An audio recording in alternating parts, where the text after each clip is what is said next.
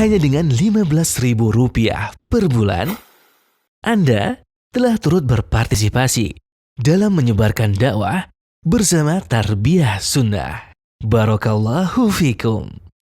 Assalamualaikum warahmatullahi wabarakatuh. Innal hamdalillah hamdan katsiran tayyiban mubarakan fihi kama yuhibbu rabbuna wa yardah. Asyhadu an la ilaha illallah wahdahu la syarika lah wa asyhadu anna Muhammadan abduhu wa rasuluhu la nabiyya ba'dah. Qala Allah Ta'ala fi kitabil karim a'udzu samii'il alim minasyaitonir rajim. Ya ayyuhalladzina amanu taqullaha haqqa tuqatih wa la tamutunna illa wa antum muslimun. Ya ayyuhan nasu ittaqu rabbakum alladzi khalaqakum min nafsin wahidah wa khalaqa minha zawjaha wa bassa minhuma rijalan katsiran wa nisaa'a wattaqullaha alladzi tasaaluna bihi wal arham innallaha kana 'alaikum raqiba.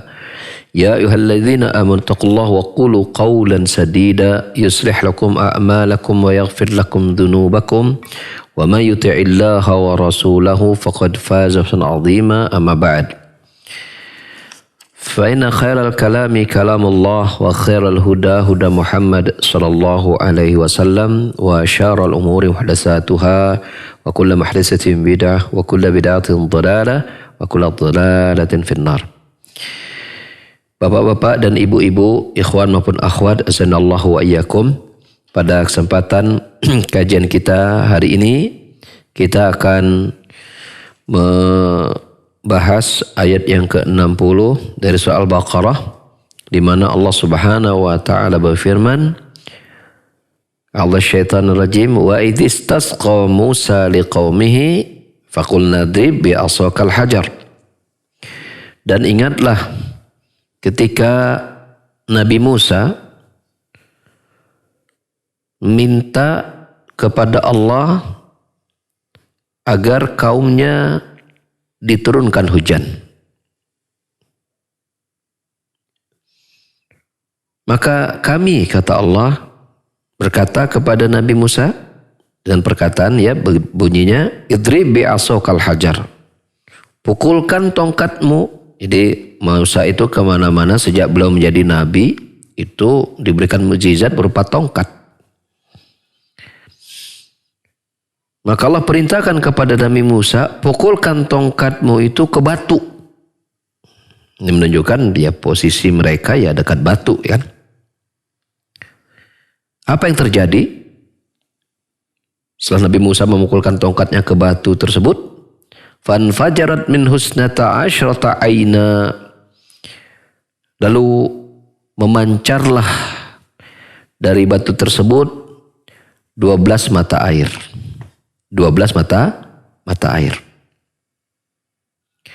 Qad alima kullu unasim masyrabahum, dan setiap suku,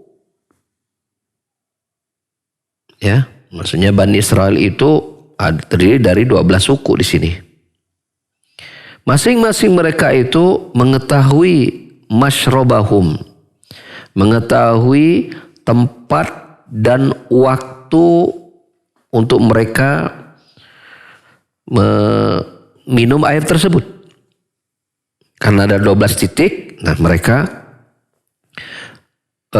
tahu di titik mereka masing-masing tadi, sesuai dengan jumlah mereka yang berjumlah 12 kabilah begitu. Kemudian Allah berfirman, kulu washrabu min rizqillahi wa la ta'saw fil ardi mufsidin. Makan dan minumlah kalian dari rezekinya Allah, dan janganlah kalian berjalan di muka bumi ini dengan berbuat kerusakan. Beberapa ayat atau beberapa lafaz dari ayat tersebut ini diurai oleh Syekh Muhammad bin Shalih Al-Utsaimin dalam tafsir beliau.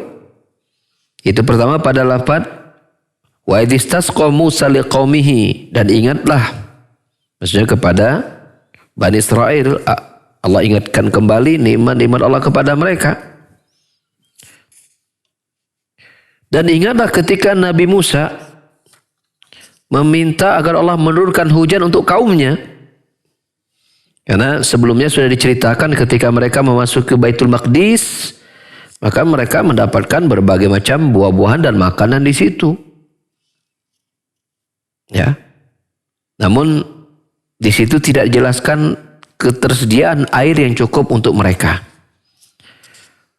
Melihat kejadian seperti itu, Nabi Musa pun ya memohon kepada Allah Subhanahu wa taala agar Allah Subhanahu wa taala menurunkan atau memberikan air untuk kaumnya. Ya. Lalu Allah pun berfirman kepada Nabi Musa agar memukulkan tongkatnya ke batu. Ya, ke batu. Di sini tidak dijelaskan memukulnya apakah batunya itu ada di samping ya ataukah di bawah gitu ya. Cuman kalau dilihat bahwasanya Nabi Musa memukulkan tongkatnya, lalu kemudian dari pukulan itu keluarlah 12 mata air. Nah, kita mengetahui biasanya mata air itu beradanya di mana? Di bawah. Ya. Dan dalam banyak tempat Allah Subhanahu wa taala memberitakan kepada Nabi Musa menggerakkan tongkatnya dan rata gerakannya itu ke arah bawah. Ya. Seperti misalnya ketika Nabi Musa Allah perintahkan melemparkan tongkatnya ke bawah. Tiba-tiba tongkatnya menjadi ular yang sangat besar. Ya, Nabi Musa ketakutan, lalu kemudian ular itu berubah menjadi tongkat lagi, lalu kemudian Nabi Musa mengambilnya kembali. Ya. Jadi ketika Allah perintahkan kepada Nabi Musa untuk memegang ular tadi, dan tiba-tiba dipegang, ular itu menjadi tongkat kembali. Yang kedua ya ini, ketika Nabi Musa memukulkan batu, maka keluarlah dari pukulan tersebut melahirkan 12 mata air. Dan yang ketiga adalah ketika Nabi Musa memukulkan tongkatnya ke laut. Memukulkan tongkatnya ke laut, tiba-tiba laut itu menjadi terbelah dan menjadi 12 jalur gitu kan, seperti itu. Yang keempat adalah ketika berhadapan dengan para tukang sihir. Mereka telah mengiringi Nabi Musa, disaksi oleh Firaun dan juga rakyatnya ada di situ. Maka Allah perintahkan kepada Nabi Musa untuk melemparkan tongkatnya. Yang kemudian tongkatnya itu apa? Memakan ular-ular yang hasil sihiran dari tukang sihir yang ada di situ, yang tadinya berasal dari tali temali ya, gitu. Nah, ini beberapa kali Allah ceritakan bagaimana tongkatnya Nabi Musa itu Allah perintahkan untuk diarahkan ke arah bawah. Maka bila kita lihat kejadian seperti ini, bahwa lebih dekat bahwa memukulnya Musa itu adalah ke bawah, dan dari pukulan itu memancarlah 12 mata air.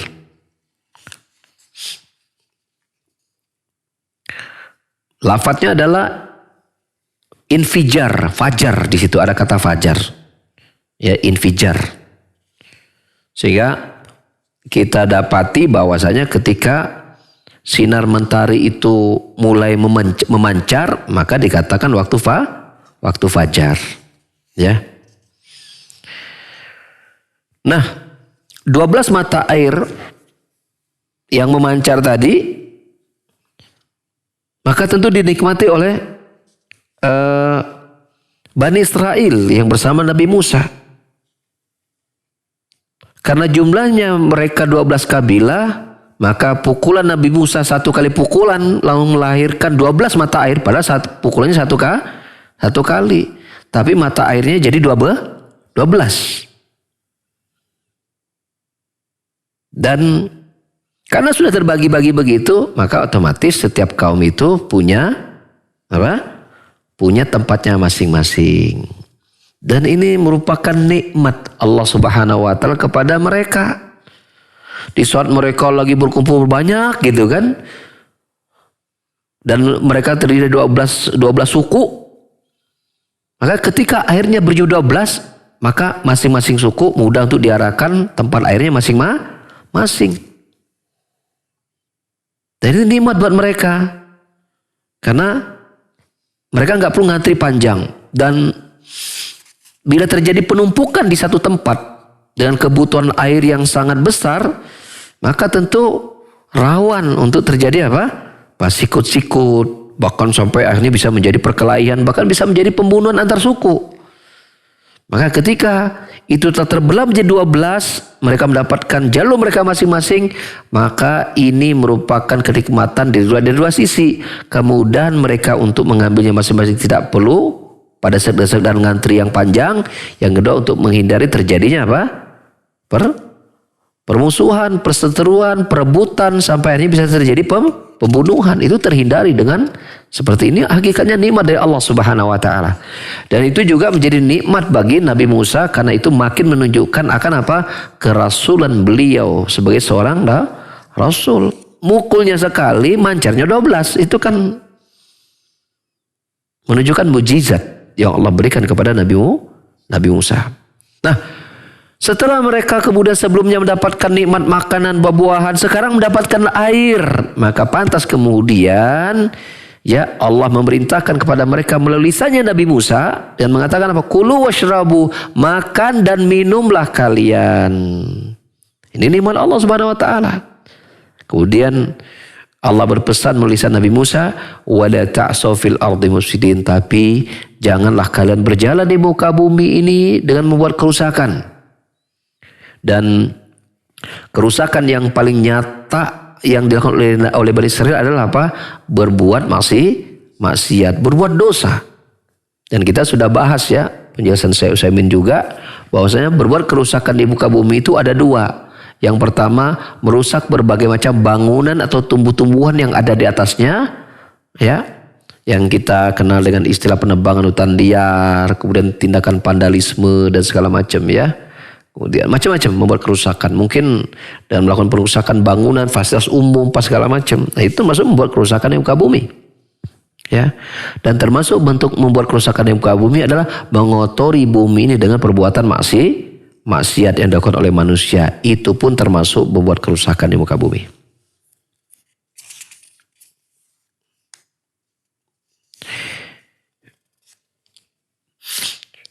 Dari ayat itu ada beberapa faedah yang bisa kita petik. Yang pertama, disyariatkannya seseorang itu untuk meminta hujan kepada Allah agar menurunkan hujan di saat mereka sangat membutuhkan. Karena itu yang dilakukan oleh Nabi Musa untuk kaumnya. Dan itu juga dilakukan oleh Nabi kita Muhammad SAW yang kita kenal dengan namanya salat istisqa. Salat untuk minta turun hujan. Ya. Bahkan Nabi SAW di kejadian yang lain itu ketika khutbah Jumat. Kemudian datang dari salah satu pintu dari Masjid Nabawi, ada seseorang mengatakan bahwasanya ya telah terjadi pacaklik yang panjang, kekeringan yang merata. Maka meminta kepada Nabi agar berdoa kepada Allah agar menurunkan hujan. Maka saat itu juga Nabi berdoa kepada Allah agar Allah menurunkan hujan, dan saat itu juga Allah turunkan hujan sampai-sampai apa? Air hujan itu menggelantung di jenggotnya beliau. Ya, sebagaimana tertera dalam hadis riwayat Bukhari ya dan juga Muslim tentang salat tentang sholat Jumat dan juga tentang sholat istisqa ya, tentang kejadian seperti itu. Yang kedua faedahnya adalah pemberian air dari Allah bisa dari atas berupa apa? Air hujan. Pemberian air dari Allah bisa dari bawah berupa apa? Munculnya air-air memancar dari tanah yang kita kenal diantaranya berupa apa? Mata air kan begitu ya. Jadi mata air itu asli Allah yang memberikan kepada manusia, sebagaimana hujan Allah yang memberikan kepada manusia. Manusia tidak bisa menyediakan mata air. Mata air itu sudah ada, tinggal mereka menemukan. Allah yang menyediakan buat mereka. Faedah yang ketiga, bahwasanya dalam ayat tersebut menjelaskan bahwasanya Allah sajalah menjadi satu-satunya tempat makhluk manusia itu berlindung dan memohon pertolongan. Agar Allah Subhanahu wa taala menyelamatkan mereka dari berbagai macam mudarat dan musibah. Allah lah tempat kembali. Ya, kalau kita bawa ayat itu dengan masa kita lagi masa pandemi pada hari ini, ya, maka menjadi orang beriman itu menjadikan itu sebagai momentum untuk mereka semakin mendekatkan diri kepada Allah, ya, memohon kepada Allah agar Allah Subhanahu wa taala menghilangkan musibah-musibah tersebut. Ya. Wa nasallallahu salam wal afiyah. Ya. Allahumma inna na'udzubika minal baras wal junun wal juzam wa min sayyi'il asqam. Ya, semoga Allah Subhanahu wa taala melindungi kita dari berbagai macam musibah, ya. Yang keempat, bahwasanya para rasul alaihi wassalatu wassalam, ya, sebagaimana rasul-rasul yang lain, sebagaimana juga seperti manusia-manusia yang lain, mereka adalah makhluk-makhluk yang sangat membutuhkan Allah Subhanahu wa taala. Maka oleh karena itu tidak boleh, ya, seseorang itu berlebih-lebihan kepada para rasul, apalagi orang soleh di bawah rasul, dengan mengatakan bahwa para rasul itu adalah mampu melakukan segalanya. Mereka tidak akan pernah tertimpa satupun keburukan. Maka ini termasuk bentuk ghulu, berlebihan kepada orang soleh, ya, pada para rasul. Ini nggak boleh.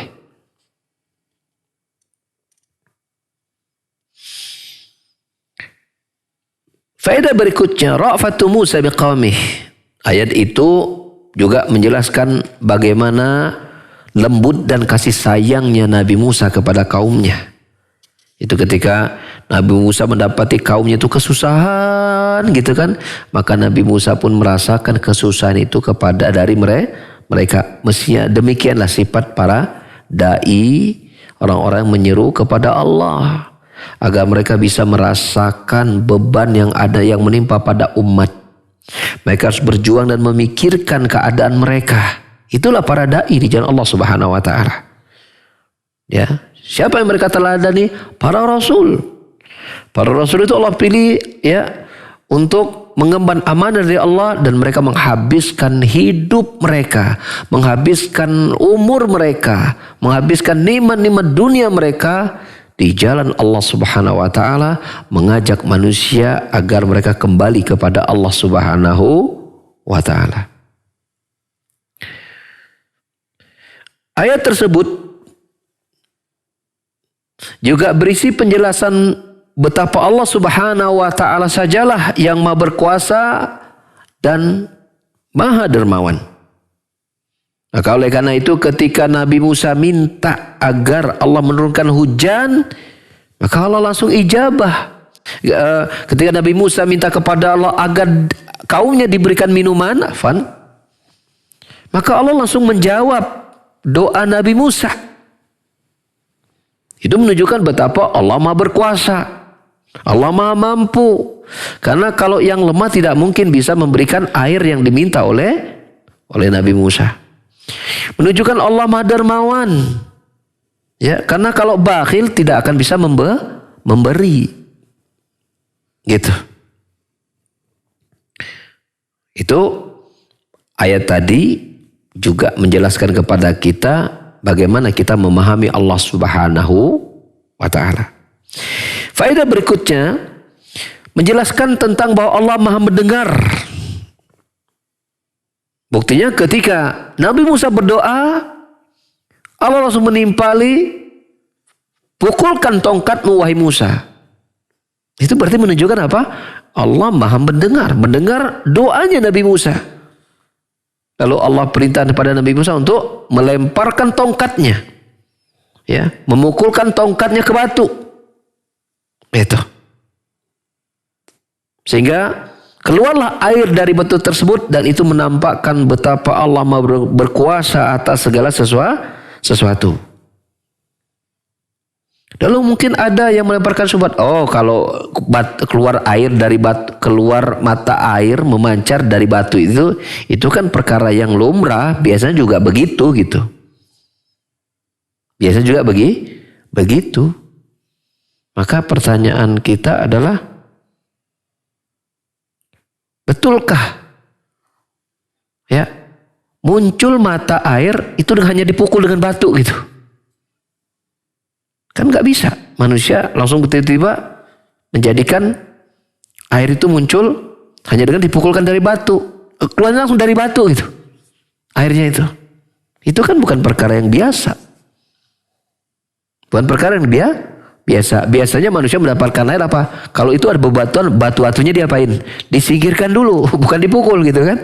Ini pukul batu keluar air, dan uniknya sekali pukul jadi 12 gitu. Itu menggambarkan betapa Allah Subhanahu wa ta'ala, dan itu sekaligus menandakan kuasa Allah. Pada sisi Allah berikan tongkat kepada Nabi Musa yang menjadi mukjizat Nabi Musa sebagai gambaran kekuasaan Allah Subhanahu wa ta'ala. Faedah yang lain dari ayat tersebut ya, mengurai hikmah ya kejadian bahwa sekali pukul keluar menjadi 12 mata air. Nah, hikmah dari 12 mata air itu tadi sudah kita sampaikan. Yang pertama ya, bahwasanya ketika mereka terdiri dari 12 kabilah, ketika jumlah mata 12, maka mereka perlu ngantri tidak masing-masing kabilah? Tidak. Mereka minum di tempat mereka masing-masing. Sehingga mereka mendapatkan apa? Kemudahan fasilitas. Hikmah yang kedua, agar mereka tidak pada desek-desek, yang mana kalau sudah pada desek akhirnya jadi parbut. Kalau sudah saling berebutan, itu rawan terjadinya perkelahian dan bisa berakibat kepada kematian, karena terjadi pembunuhan di situ. Ya. Maka hakikatnya ini merupakan hikmah yang besar dan sekaligus gambaran nikmat dari Allah Subhanahu wa ta'ala kepada Bani Israel. Faidah yang lain, yakni faidah yang ke-11, bahwasanya Allah Subhanahu wa ta'ala mengingatkan kepada Bani Israel akan nikmat yang besar ini, agar mereka agar mereka mau bersyukur. Maka kalimat tersebut kan Allah berkata wa'iz, dan ingatlah wahai kalian Bani Israel. Allah kan berkali-kali dalam surah Al-Baqarah mengucapkan wa'iz gitu. Ingatlah wahai Bani Israel, ingatlah wahai Bani Israel, ingatlah wahai Bani Israel. Maksudnya ingatlah kan betapa baiknya Allah kepada kalian, betapa besarnya nikmat Allah kepada kalian. Tujuannya apa? Agar mereka senantiasa bersyukur kepada Allah Subhanahu wa ta'ala. Makanya Allah berkata kepada mereka, makan dan minum, dan jangan berjalan di muka bumi ini untuk berbuat kerusakan, baik kerusakan yang menghancurkan benda-benda yang bermanfaat di muka bumi, dari muka bumi ini, atau merusakkan bumi dengan mengotorinya dengan kemaksiatan kepada Allah, pembangkangan mereka kepada Nabi Musa, seterusnya. Hendaklah mereka menyempurnakan ketundukan mereka kepada Allah Jalla wa'ala. Faedah yang lain dari ayat ini, ketika Allah berkata makan dan minumlah dan jangan berbuat kerusakan di muka bumi, menunjukkan bahwasanya apapun yang Allah ciptakan untuk manusia, baik berupa makanan dan minuman, maka itu asalnya adalah mubah, asalnya adalah halal.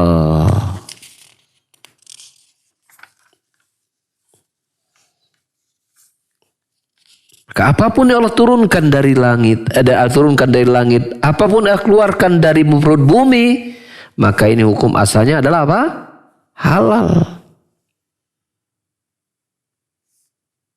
Kita lihat di surah Baqarah yang dulu kan, ya. Alladzi khalaqa lakum ma fil ardi jami'a. Allah mengatakan Allah ciptakan semua yang ada di bumi ini dihalalkan untuk kalian wahai manusia. Maka asal dari makanan dan minuman itu hukum asalnya halal. Bila ada orang yang mengatakan ini haram, maka yajibu alaihi an ya'tiya ad-dalil. Fa'alaihi ad-dalil. Maka barang siapa yang menyatakan ini haram, maka wajib bagi dia mendatangkan dalil yang mengubah hukum asal yang tadinya halal menjadi haram. Nah, ini dari sini kita belajar bahwasanya hukum asal makan dan minum itu apapun itu boleh kita makan dan minum. Selama dia tidak berbahaya ya misalnya ya. Silakan makan dan minum. Kalau ada yang mengatakan oh ini haram, wajib baginya mendatangkan dalil pengharamannya apa? Wajib baginya mendatangkan sisi pengharamannya apa? Gitu. Contoh misal, ya kalau ada yang nanya kepada kita, boleh gak kita makan semua hewan-hewan yang ada di daratan? Ya, boleh atau tidak? Jawabannya, hukum asalnya boleh. Sekarang disebutkan contohnya, makan kucing, boleh atau tidak? Jawabannya tidak boleh. Loh katanya semuanya boleh. Maka jawabannya apa? Karena ada dalil yang mengharamkan, dalil adanya dalil yang mengharamkan keharaman makan kucing. Sehingga yang tadi asal semua makan halal menjadi haram. Tahu nggak cing? Dalil pengharamannya apa coba? Tidak boleh berat. Karena dia termasuk hewan yang bertaring. Ya, yang bertaring, yang juga bercakar, ya. Cuman kalau untuk hewan darat beda dengan hewan yang bersayap. Itu kan dia bertaring. Yang bertaring yang tujuannya makanannya yang berdaging. Kalau bahasa biologinya mah adalah karnivora. Karnivora. Gitu. Maka nggak boleh. Ya, seperti itu. Itu kita terapkan pada semuanya. Boleh nggak makan nyamuk? Gitu. Kan semua makan asalnya apa? Halal. Jawabannya tidak boleh. Kenapa? Karena ada dalil yang mengharamkannya, berbahaya. Gitu. La dharar wa la dirar, kata Rasulullah SAW. Tidak boleh seorang itu membahayakan dirinya atau membahayakan orang lain. Iya kan? Gitu. Makan lalat nggak boleh karena berbahaya. Gitu. Dan seterusnya. Beda dengan makanan hewan-hewan yang ada di laut, yang ada di air. Ya. Maka dia tetap dalam kehalalannya. Tetap dalam kehalalannya karena ya bertaring atau bercakar itu adalah dalil untuk hewan darat. Ya. Nah Rasulullah SAW kulladhi nabil minas siba' wa kulladhi makhlabin minat tayr, kata Rasulullah SAW dalam hadis riwayat Muslim dari Ibnu Abbas radhiyallahu anhu. Rasulullah SAW melarang kami untuk memakan apa? Untuk memakan hewan buas yang bertaring. Hewan buas itu adalah hewan darat maksudnya. Dan hewan yang bercakar dari burung-burungan yang digunakan untuk menangkap mangsa di daratnya. Beda burung yang tidak menangkap mangsa, makanannya biji-bijian, maka itu halal. Sedangkan yang ada di air Rasul tidak menyebutkan dalilnya, maka kembali kepada keasalnya. Dan apalagi Rasul menyatakan apa? Rasulullah SAW berkata tentang air laut. Maka beliau berkata, wal hillu maitatuhu, ya wat tuhuru ma'uhu wal hillu maitatuhu. Rasul ditanya tentang air laut, maka Rasul mengatakan apa? Airnya suci untuk dipakai untuk bersuci dan bangkainya itu adalah halal. Maka semua yang berasal dari laut itu hukumnya adalah halal. Pertanyaannya muncul melebar itu para Para ulama, apa hukumnya makan buaya? Apakah buaya itu termasuk hewan darat sehingga dia terkena dia bertaring?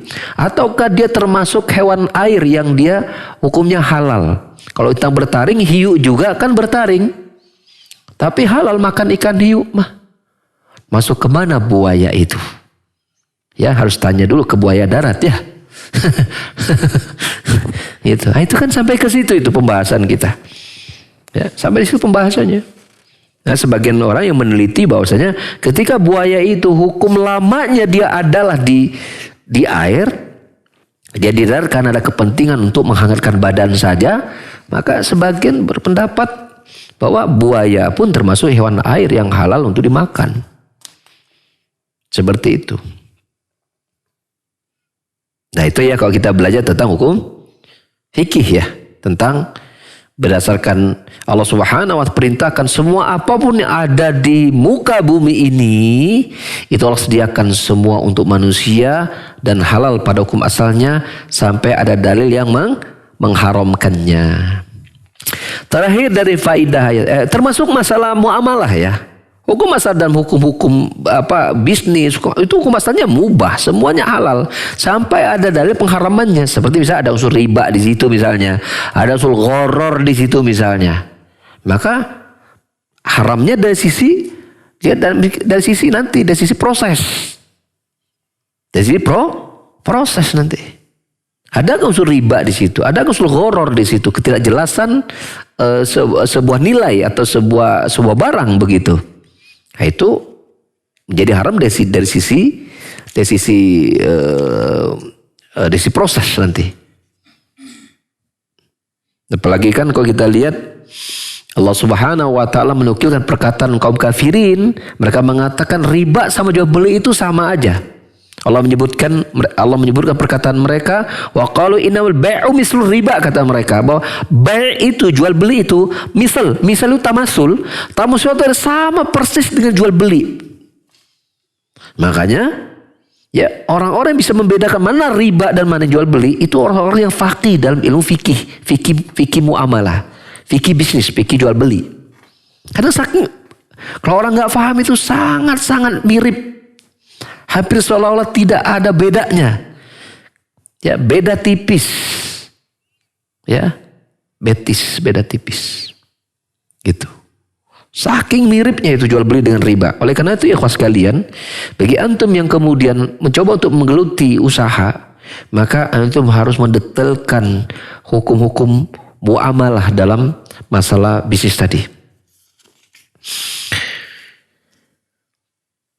Faedah yang terakhir dari ayat tadi bahwasanya Allah Subhanahu wa ta'ala tahrimul ifsadi fil ardi. Allah mengharamkan untuk berbuat kerusakan di muka bumi, baik dengan polusi maksiat ataupun ya menghancurkan benda-benda, bangunan-bangunan, barang-barang, ya tumbuh-tumbuhan yang ada di muka bumi. Maka sebenarnya banyak ayat di dalam Al-Quran maupun hadis-hadis Nabi SAW yang mengajak kepada kita untuk menjaga lingkungan hidup. Banyak. Kan kalau sekarang kan pemerintah menjadikannya sebagai mata pelajaran, namanya pelajaran PLH, Pendidikan Lingkungan Hidup. Islam sudah lebih dulu berbicara tentang masalah seperti itu. Setiap perkara yang membuat lingkungan hidup ini menjadi rusak, maka diharamkan dalam Islam. Oleh karenanya, bagi ikhwan sekalian, siapapun dan dimanapun berada, bagi anda yang menyepelekan tentang sampah, tidak memperhatikan sampah, tidak dibuang pada tempatnya, berarti anda belum menjalankan syariat Islam. Mestinya di Indonesia ini yang notabene mayoritasnya Muslim, harusnya menjadi negeri yang paling bersih mestinya dari sampah. Mestinya. Kenapa? Karena Islam begitu besar memberikan perhatian kepada apa? Menjaga bumi ini. Karena bumi ini milik Allah, asalnya bumi ini tidak ada sampah. Betul nggak? Sampah itu Allah ciptakan atau manusia yang kemudian membuatnya bersampah? Tidak. Allah sudah ciptakan asalnya bumi ini bersih, lautan bersih, air itu bening, semuanya serba rapi, teratur dan indah. manusialah yang kemudian menjadikan bumi itu rusak. Ya mungkin demikian yang bisa kita kaji pada hari ini. Ya, masih ada waktu sudah beberapa menit ya, hingga mungkin 10:30 ya maksimal. Ya, kalau ada pertanyaan dipersilakan. Ya, kalau tidak ada ya juga dipersilakan untuk ditutup. Ya, fadhal. Syukran Ustadz atas pemaparan materinya, dan kami mengundang kepada para pendengar dan pemirsa yang akan bertanya kepada Ustadz yang berkesesuaian dengan tema kita di pagi hari ini, yaitu tafsir surat Al-Baqarah ayat ke-60. Silakan bisa menggunakan line telepon di nomor 02286862637 atau bisa melalui pesan singkat ke nomor 081122711476. Baik, ada pertanyaan melalui pesan singkat atau WhatsApp Ustadz dari tidak menyebutkan namanya. Assalamualaikum Ustadz, ada yang menjadikan ayat wakulu wasrobu menjadi dalil diperintahkannya untuk makan dan minum, dan jika mendasari makan dan minum dengan ayat ini maka makan dan minumnya mendapat pahala. Apakah ini dibenarkan Ustadz? Iya, baik. Barakallahu fiik. Ibnu Qayyim rahimahullah taala itu dijelaskan ya di dalam syarah kitab Tauhid ya. Itu dinukil oleh Syekh Abdul Rahman bin Hasan Al-Syekh ya, ketika membahas kitab syarah kitab Tauhid yang berjudul Fathul Majid, bahwasanya di antara salah satu bentuk pahala adalah ya seseorang menjalankan syariat Islam berupa amalan-amalan Islam yang melibatkan hati, lisan, dan anggota badan. Nah, hukum agama kita itu, hukum ahkam taklifiyah itu ada 5. Ada wajib, ada sunnah, ada mubah. Mubah ini halal. Ada yang makruh, ada yang haram. Maka bila seseorang ya makan sesuatu yang halal yang dia yakini kehalalannya, maka dia berpahala. Berpahala. Ya, meyakini sesuatu yang halal kan itu berpahala. Karena itu amalan hati. Jadi benar perkataan tadi, bahwa seseorang makan dan minum, ya, kemudian dia menjalankan itu, maka dia berpahala. Cuman kembali kepada niat. Dia ingin cari pahala atau tidak. Karena hukum asalnya mubah. Suatu yang mubah itu hukumnya dia tidak dipahalai, tidak, dia dosa. Kapan dia berpahala? Ketika dia berniat bahwa dia ingin menjalankan perintah Allah untuk menyuruh makan dan minum. Hadir Allah di situ, maka dia berpahala. Bisa dipahami? Ya. Ada seseorang misalnya melihat api, naluri dia, tabiatnya dia akan menjauh. Tapi orang yang menjauh dari api kan dia tahu Allah mengharamkan untuk memudaratkan dirinya, hadir Allah di situ, maka dia berpahala. Nah, kurang lebih demikian. Innamal a'malu binniyat. Amalan tergantung dari niat, ya. Suatu yang mubah itu niat belum bermain di situ. Dia aja kalau Allah tahu bukan. Ya, maka hadirkan niat perkara yang mubah sehingga berpahala. Misalnya gini, kita makan bala-bala. Ya, bala-bala halal atau tidak? Halal. Tapi beda, orang yang makan bala-bala berpahala dengan orang makan bala-bala dia enggak dosa tapi tidak berpahala. Apa? Ketika dia makan bala-bala, dia meyakini bahwa ini nikmat Allah yang Allah halalkan. Berpahala dia. Berpahalanya jadi bertambah apa? Dengan dia baca bismillah. Dengan dia merasakan bersyukur pada nikmat Allah. Dengan dia kemudian berniat menjadikan setelah dia makan bala-bala ini badan menjadi kuat, dia akan ngaji 1 juz misalnya. Ya. Seperti itu. Saya kenal makan bala-bala ditemani kopi, ya, buatan istri misalnya. Supaya setelah ini saya mau baca Quran yang saya ingin baca 1 juz selesai. Maka dalam satu aktivitas seseorang itu bisa mendapatkan pahala berlipat-lipat loh. Ya kan? Makanya dan tangan kanan dengan niat untuk ikuti hadis Nabi. Emang kita kira orang kafir makannya gak pakai tangan kanan juga? Ada makan tangan kanan. Tapi orang mukmin yang berniat makan tangan kanan karena ikuti Nabi, dia berpahala dari makan niat ikuti Nabi. Udah dapat 1 pahala tuh. Dia baca bismillah dapat pahala lagi. Dia kemudian merasakan nikmatnya makanan berpahala lagi. Kan ini Allah yang ngasih gitu kan. Dia niatkan bahwa dalam makanan itu dia untuk ibadah berpahala lagi. Selesai mengucap alhamdulillah lagi dosanya gugur. Bayangkan itu.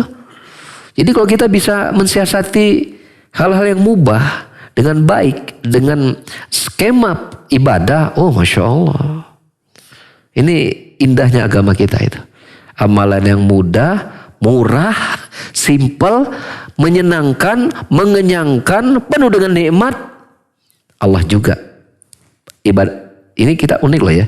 Ibadah makan itu prosesi makan itu prosesi yang keutamanya besar ya. Di sisi dunia kita dapat nikmatnya, lezatnya makanan, badan sehat. Di sisi akhirat bukan saja mendapatkan pahala kalau kita niatnya benar, tapi juga dosa gugur. Bukankah Nabi SAW bersabda, ya, jika salah seorang dari kalian selesai makan mengucapkan alhamdulillahilladzi bi ni'mati timus shalihat, ya, ketika orang berkata, ketika saya makan, dia mengucapkan segala puji bagi Allah, apa bunyinya? Alhamdulillahilladzi at'amani hadza wa razaqani min ghairi haulin wala quwwah. Bila seorang saya makan dan minum, dia baca doa itu. Alhamdulillahilladzi at'amani hadza wa razaqani min ghairi haulin wala quwwah. Apa kata Rasulullah? Ghufira lahu ma taqaddama bi dzambi. Akan dihapuskan dosa-dosa yang telah lalu. Bayangkan. Jadi dari satu pekerjaan makan itu mubah. Ketika seorang bisa mensiasatinya dengan baik, itu bukan saja pahala yang banyak akan dia dapatkan, tapi juga dosanya Allah gugurkan, ridho Allah turun ke situ. Bukan kalau Rasul juga bersabda, ya, innallaha la yardha bi 'abdin idza akala syurbata fahamida 'alaihi wa idza wa idza akala al-aklata fa hamidallah alaihi wa idza syariba syurbata fa hamidallah alaihi. Sungguh Allah betul-betul ridho kepada seorang hamba ketika dia makan suatu makanan, dia memuji Allah, berterima kasih kepada Allah. Ketika dia minum satu minuman, dia memuji Allah, berterima kasih kepada Allah. Allah betul ridho. Jadi lezat makanan terasa, apalagi kok makanannya sehat, menyehatkan badan, ya kan? Kemudian pahala Allah berikan, dosa Allah gugurkan, ridho Allah juga, ya, Allah turunkan kepada hamba tersebut. Hanya dengan satu perbedaan apa? Pandai mensiasati niat. Itu kita lihat begitu pentingnya kita untuk memperhatikan hati kita. Kalau, nah ini perhatian oleh kita faedah yang besar. Kalau dalam perkara mubah saja, perkara mubah makan dan minum, tapi kita bisa mengkondisikan hati kita untuk meraih fadilah yang besar dengan ibadah yang mubah. Lalu bagaimana dengan ibadah sholat yang dia hukumnya wajib, yang hukum asal dia penuh dengan pahala. Bagaimana perkara yang Allah haramkan, maka niat yang benar tentulah pahalanya lebih besar lagi. Kan begitu. Kalau makan minum saja perkara mubah dengan niat yang baik, Allah berikan sekian keutamaan yang sudah kita sebutkan tadi. Lalu bagaimana bila itu pekerjaan yang betul-betul merupakan perintah Allah Subhanahu wa taala? Bukankah kita pernah bertemu dengan hadis Nabi SAW, rakaatul fajr khairum minad dunya wa ma fiha? 2 rakaat salat qobliyah fajar sebelum salat subuh itu lebih baik daripada dunia dan seisinya. Maka Anda jangan tanya tentang keutamaan salat subuhnya. Kan begitu. Lalu apa yang membedakan mereka dari keutamaan yang ada? Kembali kepada niat. Apakah sholat Anda itu sebuah rutinitas saja, sedang menggugurkan kewajiban, atau Anda punya niat yang lebih baik dan lebih besar daripada itu? Kembali kepada hati. Ya, kembali kepada hati. Cukup dulu ya kita. Apa ada pertanyaan masih ada? Satu lagi terakhir boleh ya? Nah, karena satu pertanyaan juga sudah panjang. Ada telepon. Telepon ya, telepon saja. Angkat penelpon yang masuk ya, silakan. Halo. Halo, assalamualaikum. Waalaikumsalam. Dengan Bapak siapa di mana? Ade Roy. Ya, Bapak Ade Roy di mana Bapak Ade Roy? Binaragawan, Ade Roy. Ciara Condong. Oke, ada condong. Ya, silakan pertanyaannya Bapak. Apa hukumnya kalau kita mentraktir teman, sementara teman itu ada yang non muslim atau ada yang sering berbuat maksiat gitu. Ya. Nah, jadi apakah kita yang mentraktir itu berdosa, sementara kan kalau kita mentraktir teman yang soleh atau soleha itu kan kita akan menjadi berpahala gitu. Iya.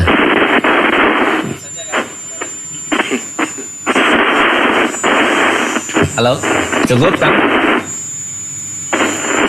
Ya, baik, ditutup saja. Sepertinya sudah putus. Ya, silakan Ustaz. Ya baik ya, insya Allah bisa ditangkap ya pertanyaannya ya.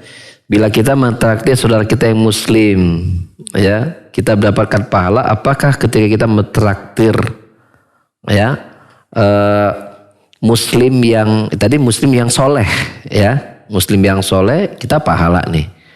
Lalu apakah kita mentraktir muslim yang tidak soleh, apalagi misalnya orang kafir gitu kan? Kalau orang kafir mah nggak ada yang solehnya ya. Kurang pas bikin pasang katanya ya. Apakah kita juga dapatkan pahala ya? Sementara kita tahu, jelas tahu nih saudara kita nih muslim nih maksiatnya banyak gitu kan, seperti itu ya. Atau orang kafir ya jelas dia orang yang pasti tidak beriman kepada Allah Subhanahu wa Ta'ala. Kita dapat pahala atau tidak? Bisa berpahala. Kembali kepada niat. Ya, pertama perhatikan oleh kita mentraktirkannya kan pada hukum makanannya kan makanan halal. Kita mentraktir misalnya mentraktir makan siang, mentraktir kita misalnya minum kopi misalnya. Itu kan hukum muamalah yang hukum asalnya mubah. Hukum asalnya mubah. Mubah-mubah saja, boleh-boleh saja. Tidak diharamkan kita mentraktir orang kafir untuk makan. Kita tidak diharamkan kita mentraktir preman misalnya. Kalau preman kan identik melakukan perbuatan-perbuatan kemungkaran ya, menyakiti orang lain seterusnya kan, lafaz preman itu kan boleh nggak kita traktir preman? Boleh ya, boleh karena hukum asalnya mubah. Buktinya Rasulullah SAW itu bermuamalah dengan kaum Yahudi dalam hal jual beli, padahal umumnya orang Yahudi itu akan dagang mereka itu riba. Umumnya orang Yahudi menggunakan harta mereka itu untuk memerangi kaum muslimin di zaman Nabi SAW. Mereka itu kalau punya kesempatan dan punya peluang mereka akan serang kaum muslimin itu. Itu di masa Nabi, tapi Nabi tetap bermuamalah kepada mereka dalam hukum bisnis jual beli ketika akadnya adalah halal. Itu Nabi loh. Itu Nabi. Ya, seperti itu. Jadi hukum asalnya ini mubah-mubah saja. Kita mentraktir siapapun. Kita tidak perlu bedakan mana yang baik atau yang buruk. Ya. Seperti itu. Tergantung pada niat kita. Ya, apalagi niat kita lagi dekati mereka ini, mudah-mudahan mereka bisa kita ajak kalau dia kafir menjadi Islam, ya kan? Kita ajak dia makan setelah kita muslim yang banyak maksiat, mudah-mudahan dengan itu dia dekat sama kita, dia baik sama kita bisa ajak dia ke masjid, maka mentraktir mereka dengan tujuan seperti itu menjadi dakwah. Menjadi dakwah. Kita berdakwah dengan materi. Mengambil hati mereka untuk cinta kepada agama dengan akhlak mulia kita, maka berpahala dong mestinya hukum kita mentraktir mereka, kan begitu kan? Ya seperti itu. Kecuali kalau jelas-jelas kita memediasi mereka, ini mumpung mereka lagi ada misi nih dari suatu tempat, dia punya misi untuk berbuat buruk nih kepada kaum muslimin nih. Nah, kita tahu itu, kemudian dia kelelahan, kita kasih makan dia supaya dia bisa kuat lagi melaksanakan. Itu jelas kita berdosa itu. Itu jelas kita berdosa. Tapi kayaknya sulitlah kita temukan situasi seperti itu gitu kan. Kalau kita tahu pasti kita nggak akan kasih dia makan. Berarti kita panggil polisi gitu kan. Kita cari aman gitu kan. Untuk tidak bekerja sama dengan orang seperti itu pada tujuan-tujuan jelas merusak kaum muslimin. Baik merusak akidah mereka dengan pemurtadan misalnya. Atau merusak sesama muslim dari sisi ya kenyamanan, keamanan, kemaslahatan ya seperti itu. Kalau itu tidak ada semuanya, hukum asalnya mubah-mubah saja. Kapan kita meraih pahala? Ketika kita niatkan untuk kebaikan. Mudah-mudahan dengan ini, dari makanan ini kita berharap kita traktir, mudah-mudahan ya si bader gitu jadi bager deui gitu nya. Kita beri doa kan, mudah-mudahan kita ajak traktir ini dia insaf. Si orang kafir kita ajak makan, mudah-mudahan dia bisa melihat akhlak kita, dia tertarik pada Islam. Dari obrolan itu kita mungkin menceritakan tentang Islam. Jadi dakwah maka berpahala, kita mentraktir mereka gitu. Maka kalau sudah niatnya untuk dakwah, Anda sering-seringlah mentraktir ya gitu. Bagus maksudnya mentraktir mah ya gitu. Dan boleh ajak saya juga, nggak apa-apa. Kalau tujuan ke situ ya, tujuan ke situ. Ya kita akhiri kajian kita pada hari ini. Subhanakallahumma hamdika asyhadu an la ilaha illa anta astaghfiruka wa atubu ilaik. Alhamdulillahirabbil alamin. Wassalamualaikum warahmatullahi wabarakatuh.